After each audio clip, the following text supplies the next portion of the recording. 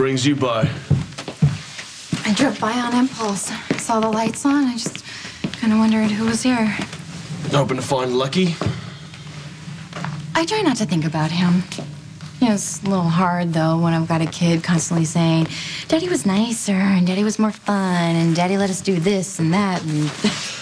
Well, if it would help, I could come by, hang out with Cam for a bit, go to an arcade, or teach him how to play poker. Actually, Lucky was in the middle of teaching him, so, yeah, if you want to come by and pick up the lessons, that'd be great. What? Really? You are full of surprises, aren't you?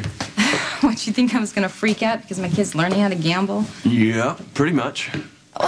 Luke taught Lucky and Lulu, so I figured what's the harm. Just do me a favor, don't teach him too many tricks on how to cheat. Just enough so he'll know when he's getting cheated. That's exactly what Lucky said. I'm doing it again. Doing what? The harder I try not to think about Lucky, or where he is, or how much I miss him, the more it just sneaks up on me. Well, coming by this place pretty much guarantees bringing Lucky to mind.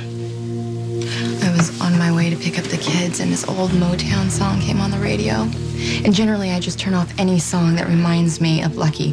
But this time, I felt stronger. I felt like I could do it. And the next thing I know, I'm driving by this place. Lights are on. I was really hoping Lucky would be here. I realize I've been more than a little judgmental where you and Lucky are concerned. Basically, I've been an ass, in total violation of my principles. You have principles? Yes, I do. Live and let live. Oh. So I had no right to comment or even criticize your relationship with Lucky, and I am truly sorry. Oh, well, I accept your apology. However, most of what you said was valid. Not the way I said it, though. I wasn't here for what you and Lucky went through for most of it, and when I showed up late to the party, I just started running my mouth. I already said I accepted your apology. The thing is, Lucky talked to me a lot about how messed up he thought he was. You know, how he always felt like he was failing you. And I made it sound like he blamed you for that, but it couldn't be further from the truth. He blamed himself. When Lucky and I were together, we made each other stronger. We never used to blame each other or question who did more damage. Now that's all we ever talk about. And that's what we used to talk about before he left. Well, if it helps, Lucky said he'd always care about you, and that you'd always be a part of him. Sometimes it helps to hear that, and then sometimes it just makes it worse. It's hard to let go when the other person is still holding on. But there's nothing to hold on to. When Lucky comes back, he's not coming back to me. You know, I can usually tell when someone is trying to convince themselves of something they don't believe. Steven used to be in a country band. That is definitely not something that came up in conversation.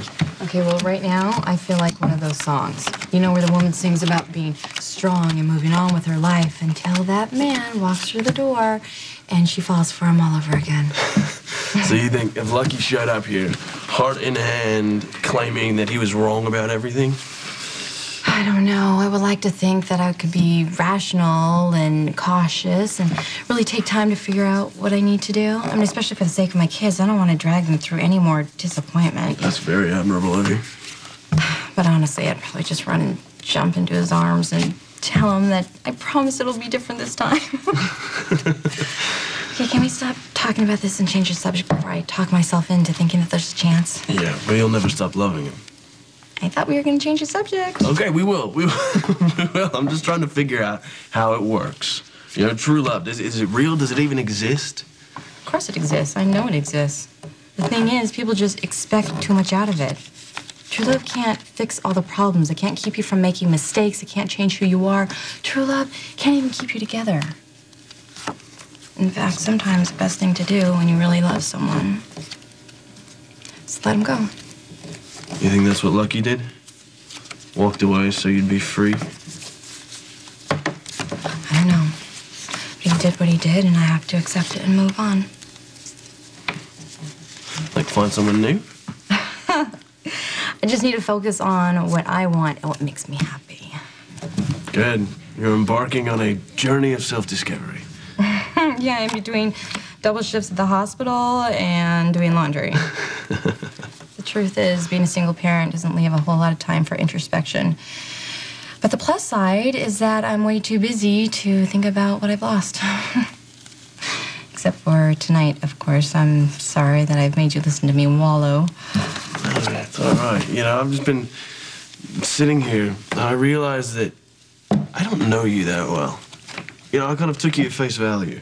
You were Lucky's first love. You were the mother of his children. But I never appreciated your sense of humor or your appreciation for poker. Well, poker isn't really my game. But this is. I win. Oh, no, you hustled me. Maybe just a little. After I apologized and everything? Oh, come on. I know you lost on purpose. No, not a chance. I will beat you this time. Oh, I have to go get my kids. No, I demand a rematch. Well, I'll see what I can do. All right, well, good, because my professional pride is at stake here. You know, coming by here was a silly impulse, but I'm really glad I did.